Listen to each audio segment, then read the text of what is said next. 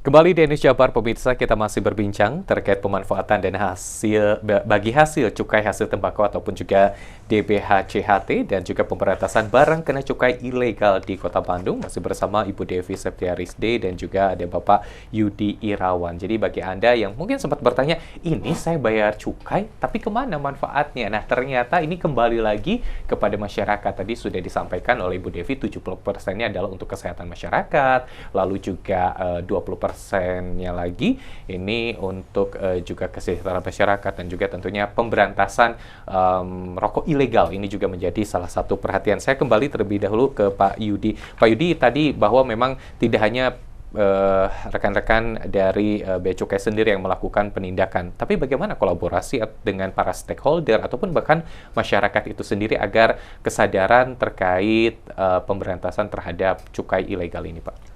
Ya, jadi Bea Cukai dengan Pemkot Bandung ini berkolaborasi dalam penegakan rokok ilegal ini. Kita ada operasi bersama. Dalam operasi bersama kita juga ada sosialisasi.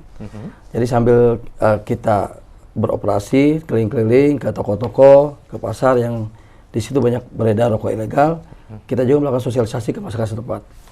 Kemudian kita juga dengan Pemkot Bandung kita melakukan sosialisasi tatap muka ya dengan tokoh masyarakat, dengan LSM, dengan organisasi kemasyarakatan, dengan mahasiswa, dengan semua kalangan lah, semua kalangan kita lakukan asosiasi tatap muka yang kita berharap jadi peran masyarakat di sana, baik tokoh masyarakat maupun masyarakat lainnya bisa bersama-sama dengan kami, dengan Bea Cukai dan Pemkot Bandung untuk memberantas rokok ilegal. Dengan cara apa? Dengan cara memberikan informasi baik kepada kami langsung Bea Cukai atau melalui Satpol PP di Pemkot Bandung. Baik ya, jadi masyarakat bisa turut serta apabila melihat, wah tampaknya di daerah ini banyak nih peredaran rokok ilegalnya. Boleh dilaporkan ya Pak ya ke pemerintah Kota Bandung mungkin melalui Satpol PP ataupun juga tadi ada hotline yang bisa Anda pergunakan ya. Nanti untuk WhatsApp-nya di 0877 8486 1286 itu ya untuk WhatsApp-nya, ataupun juga paling mudah melalui media sosial ya. Bisa ke Instagram @beacukai_bandung dan juga X Twitter di @bcbandung. Saya kembali ke Bu Devi. Bu Devi, tentunya anggaran sudah digelontorkan dari pemerintah pusat ke provinsi dan juga terakhir ke kabupaten kota, terutama di Kota Bandung sendiri. Bagaimana soal penyerapan anggaran ini setelah adanya PMK nomor 215 PMK 07 2021 ini, Bu? Penyerapan Kota Bandung ya, sebenarnya tidak terlalu banyak kendala. Hanya saja kendalanya itu mungkin hanya kendala teknis. Penyaluran dana Bea Cukai hasil tembakau ini kan dari Kementerian Keuangan. Disalurkan Kota Bandung itu mungkin bisa dibilang itu kayak Kota Bandung nggak punya kontrol gitu ya. Jadi jadi per triwulan kita harus laporan. Ketika laporan kita sudah sesuai dengan kriteria yang ditentukan oleh Kementerian Keuangan, kemudian baru ditransfer lagi gitu. Nah biasanya untuk transfer pertama itu di triwulan 1 itu kemarin kita masuk di bulan April, sehingga kegiatan-kegiatan kita itu untuk setahun baru bisa kita start di April. Nah, kemudian ini mungkin Pak bisa jadi ini juga ya untuk Kementerian Keuangan melalui DJPK-nya ketika menyalurkan ke pemerintah kota mungkin bisa dinotis dulu gitu ya. Kami Bapelitbang selaku sekretariat DBHC Kota Bandung itu sebenarnya dinotis sih gitu ya. Cuman anggarannya itu kan masuknya melalui BKAD. Nah, BKAD jadi kami kayak bertanya-tanya gini, ini anggarannya sebenarnya udah turun belum ya gitu. Jadi pemberitahuan seperti betul. Itu ya. Sebenarnya hanya itu aja. Sebenarnya itu kami bisa lah atasin dengan meningkatkan koordinasi antar sesama perangkat daerah di Kota Bandung gitu. Cuman alangkah baiknya lagi jika mungkin antar vertikal gitu ya dengan DJPK itu juga kami diinfokan gitu. Sebenarnya mungkin maksud Kementerian Keuangan itu kan melalui provinsi, kemudian ke BKAD itu secara terstruktur gitu ya Pak. Ya memang begitulah pemerintah, memang pekerjaannya terstruktur gitu, birokrasinya terstruktur. Itu aja sih untuk kendala penyerapannya, hanya teknis-teknis begitu. Tidak terlalu signifikan untuk kendalanya, bisalah kami atasin gitu. Jadi per triwulan itu ketika sudah ada notis bahwa sudah masuk, itu betul langsung diserap anggaran tersebut per triwulan itu Bu ya. Betul. Dan tentunya juga per triwulan itu langsung disalurkan ke beberapa sektor tadi yang sudah disampaikan, baik itu untuk kesehatan, untuk masyarakat, dan bahkan juga untuk pencegahan dan juga sosialisasi. Nah, lebih lanjut tentunya melihat bahwa tadi sudah disampaikan untuk penyerapan anggaran sendiri sudah dilaksanakan, tapi melihat seperti apa implementasi penyerapan kepada beberapa sektor kalau lihat baik itu kepada masyarakat.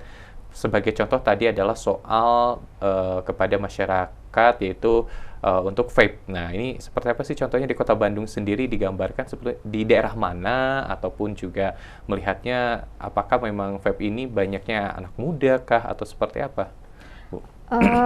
Untuk di Kota Bandung sendiri ya, untuk kita menyentuh kepada industri vape itu melalui Dinas Perindustrian.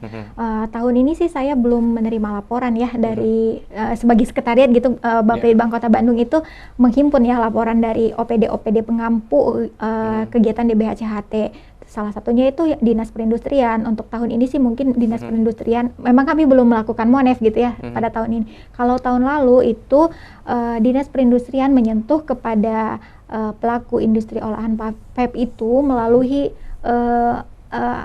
pelatihan lah, sejenis pelatihan, memberikan pendampingan ya, tadi saya ucapkan di segmen awal, pendampingan kepada industri olahan tembakau itu, ya macam-macam sih, tentang bagaimana berwirausaha, kemudian bagaimana penata usahaan terkait industri itu, atau ada juga memang kami fasilitasi terkait pengujian ya Pak, pengujian kadar nikotin di dalam vape itu sendiri. Memang sebenarnya aspirasi dari komunitas vape di Kota Bandung itu, mereka ingin ya Kota Bandung itu menyediakan alat. Sebenarnya alatnya itu lumayan pricey gitu ya. Kalau hanya ditanggung satu industri itu terlalu satu pelaku usaha itu terlalu besar. Jadi mereka ingin difasilitasi Kota Bandung.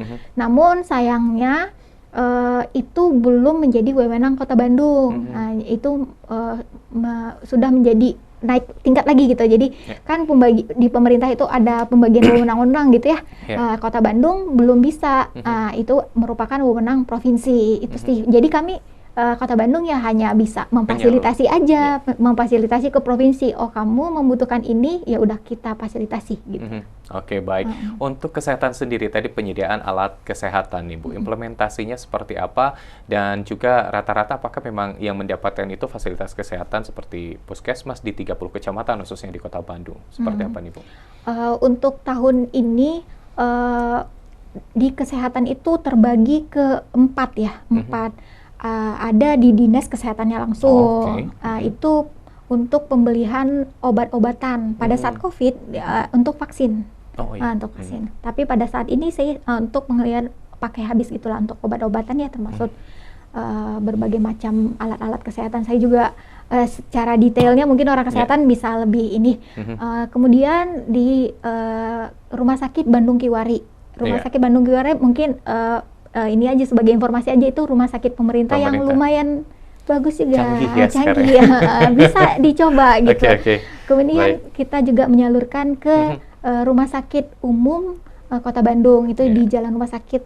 Nah, kemudian yang terakhir di RSKGM. RSKGM itu untuk rumah sakit gigi dan mulut ya. Nah, itu juga kan termasuk ya pengguna rokok itu juga kan bisa juga bermasalah dengan giginya ya Pak. Nah, itu banyak alat-alat yang bersumber dari DMBH-CHT yang dibeli oleh RSKGM. Oke, baik. Itu di implementasinya. Kalau Anda yang bertanya-tanya ini kemana ini soal kesehatannya tadi, banyak berbagai fasilitas kesehatan yang juga mendapatkan manfaatnya dari alat-alat kesehatan. Dan nanti kita juga akan mengetahui seperti apa sebetulnya kendala dalam pengawasan peredaran cukai ilegal ataupun juga rokok cukai ilegal ini, dan termasuk juga apakah ada juga nih vape ilegal. Nanti saya akan tanyakan lebih lanjut, menarik sekali. Namun kita akan jeda, tetaplah bersama kami dalam program iNews Jabar.